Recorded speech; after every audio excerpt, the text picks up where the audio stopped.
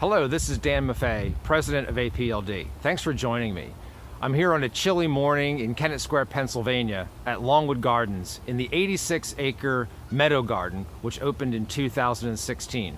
I hope sometime you'll come and visit and see this beautiful display. This morning I'd like to speak with you about our volunteer leadership that runs our chapters.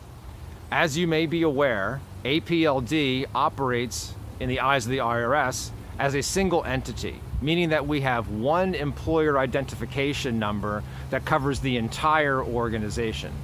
So even though our chapters operate somewhat independently, when it comes to tax reporting, the IRS sees us as one organization. So imagine this. Imagine if you're a business owner and you open up your business, you have your tax identification number, and you have your banking account for your business. And then as you begin to grow, you create a department.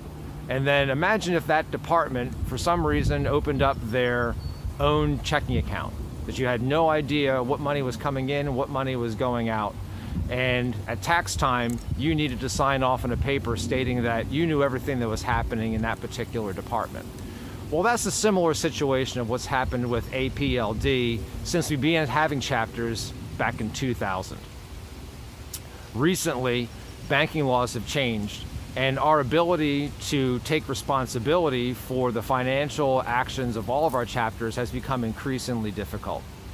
One of the changes that's coming up in 2019 is that APLD will be switching from an independent banking solution for each of our individual chapters to a centralized banking solution where all of those activities will happen from our headquarters in Harrisburg, Pennsylvania.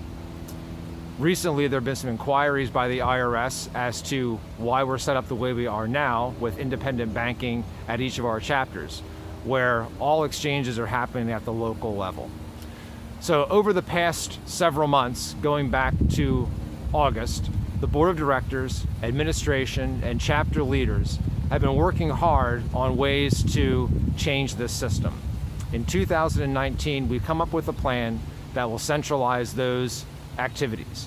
We anticipate that this will result in less of a burden for our chapter leaders with reduced reporting responsibilities that we now ask them to do. And also, when it comes to transition of leadership, that there'll be less inconvenience and less question as to who's responsible for those checking accounts. We look forward to these improvements, making our organization more fiscally responsible, more streamlined, and more accountable to not only our members, but to the law. Thanks for joining me, and look forward to seeing you soon for my next installment. Thank you.